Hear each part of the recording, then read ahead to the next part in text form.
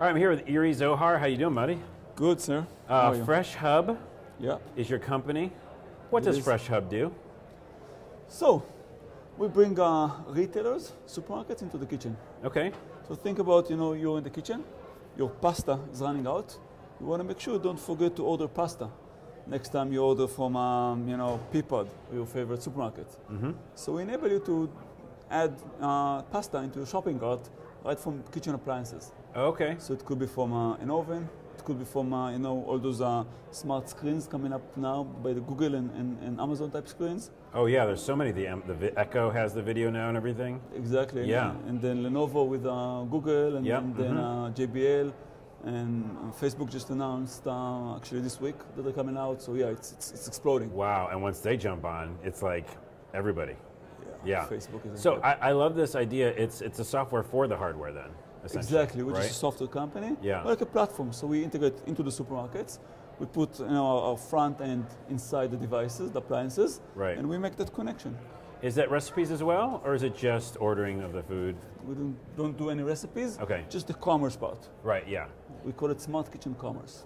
Are you looking at what people have already in their homes, like scanning stuff in your pantry and stuff like that? Is that part of it or no? So it's user, like the user does it. The user initiates it. Right. We don't automatically do it, but the user can scan his barcode. So you have a few ways to put stuff into your shopping cart. You can scan the barcode. You can touch the touch screen, and you can also talk. Okay. So we have different user experiences. Now, how do you think about the voice? Because I feel like voice has been like the least used at times. Like we all want it to be part of it. Do you see any challenges where, like, if it's registering correctly, or is typing faster, or how do you see voice kind of evolving? We actually see users really liking the voice stuff. Okay. It varies by user, but I would say, we see a decent number of our users, I think more than a third, were using voice. Oh, a third. That's a pretty good number. Yeah, Yeah. Not like all the time, but sometimes Yeah. more than a third are using voice to order. I think it's convenient. I think also the home takeover by the Google, by the Google Assistant, by the Amazon Alexa. I think that proves the point. Yes. That shows that users like voices as a UI Yeah. in the kitchen. And I think it matters on how simple all those phrases are, and if they register, right? Exactly. Because like once that is easier, we had someone earlier today talk to us about how, if you're doing multiple inputs and saying multiple sentences, it might get a little long to do Yeah. it. But if it's based on that kind of AI and machine learning and all these kind of things that will help us say the sentence quickly and it to register. And I think once that's there, then all that stuff makes a lot more sense. I think, yeah. Yeah. I mean, like think about the kitchen experience. Your hands might be dirty, right? You might not have your Yes. phone next to you. You do not want to touch the screen. So being able to use voice, I think, makes a lot of sense. But you're right. I mean, the technology is really, it's getting better. It's getting not better. perfect yet. Yeah. But I think, this competition between Amazon to Google is doing good. Yeah. They're trying very hard to beat each other. Yes. And technology is flourishing. Hey, competition is awesome for that. Yeah, we want the challenge, and then new stuff, innovation happens. So when we're talking about the kitchen, we're talking about these devices that are all becoming more smart, and they have your technology in them. Do we see people getting frustrated with the idea of having this kind of stuff coming at them, or could ads be placed on these screens? Is that a world where we live in where there's more things happening on our appliances than we are comfortable with? That's actually a great question. And, at least the way we look at it, we think we have to be very careful. I think, Yeah. It's an amazing real estate to be there, for a supermarket, to be right on a microwave or refrigerator or on that, smart speaker with a screen on the countertop is there all the time. It's an awesome real estate, but with that comes, responsibility.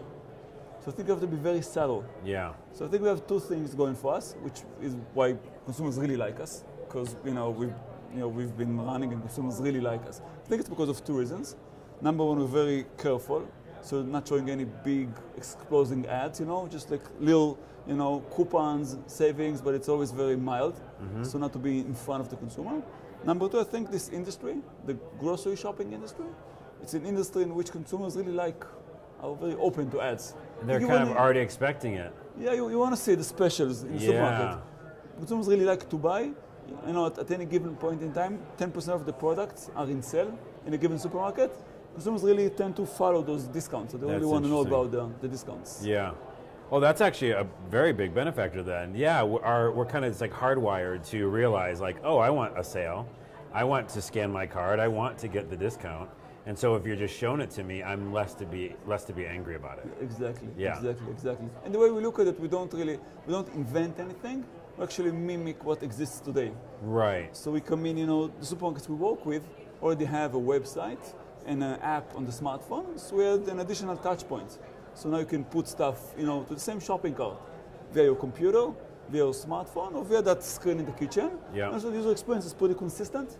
So the way you used to, you know, seeing stuff and seeing the promotions on your computer, on your smartphone, you're going to see it the same way, plus minus, adjusted on those kitchen screens. The kitchen things. Hey, you know what I want on the kitchen screen? You know those cards that everybody has? Every supermarket has a card, you know? Oh, yeah. I don't want to deal with the card anymore. I just want to be in my kitchen and be like, apply coupon for store Absolutely. X, right? Absolutely. That's something you can do. Yeah, I think the industry is going there. I mean, it's more like a supermarket type play, so we can't just create that supermarket, because we're the front end of the supermarket. Whatever the supermarket supports on the back end and puts on the smartphone and on the computer, we put on the kitchen screens. So whatever they support, we immediately, you know, implement that on those kitchen screens. Do you ever give them suggestions? We do. Based on what you see? We do, because we have a lot of feedback from our consumers. The consumers, they can't see the difference between us to the supermarkets, so many times they will talk to us and complain, say, you know, why, you know, it doesn't do this and that. Right. So we go back to the supermarket and saying, you know, we got that feedback. They're actually pretty receptive. Supermarkets try to really be good about it. How do you get that information from the consumer? Is it just from the device itself, or do they tweet you, or? Yeah, there is like a, you know, feedback option. You know, I mean, the supermarket chooses, but in some of the implementations, there's a feedback option. Yeah. So they feedback. Also, when we run pilots, you know, we talk to them. So we, you know, install in like 100 homes, and then we'd actually talk to the consumers after, you know, a month or two and actually get their feedback. Yeah. Okay, well, here's my last question for you. I love all that. Do you see in the future, we're talking a lot about different devices, being connected, being smart. Lots of times these devices are smaller. Lots of times they are making essentially the kitchen, I wouldn't say obsolete, but smaller in form factor. Do you see the kitchens getting smaller in any way with the kind of like more specialized units and maybe not the bigger devices? Is that something you see? Interesting. Because we talked today to a bunch of different ovens that go on your countertop, right? And then they're all smart and they're doing lots of different things and cooking things at once. And you know, as we get better and more efficient in that, I'm wondering if that changes the footprint. It's a good question. You know, I'm not sure what's the right analogy to that. I'm just going to throw a thought. So you know, you're seeing that, you know, for example, smartphones are becoming, you know, they keep improving, but then you see people once you have, you know, more memory, more computing power, people just want more functionality. Yeah. They want more, you know, nicer screens. So usually I think it's not going to make the kitchens smaller, just going to get consumers to push more stuff into the kitchen. Right. So now you compress a few things together, now you want an additional, whatever, big screen. Maybe it makes them bigger. Maybe it makes them bigger. Exactly. You want a widescreen HDTV 4K on your refrigerator. Exactly. Who knows then? Big recipes are the best. Yeah, totally. Iri, thanks so much for your time. My pleasure, man. And check out, what's the website? Just so if you want. Freshub. Freshub.com? Yeah. Absolutely. Yeah. 1H. Actually, 2H works also. Oh, does it? Okay. 1H is the right answer. Yeah. But we bought 2H anyway. Yeah, okay, just in case, yeah. All right, thanks, man. All right, man. Do it. Thank you.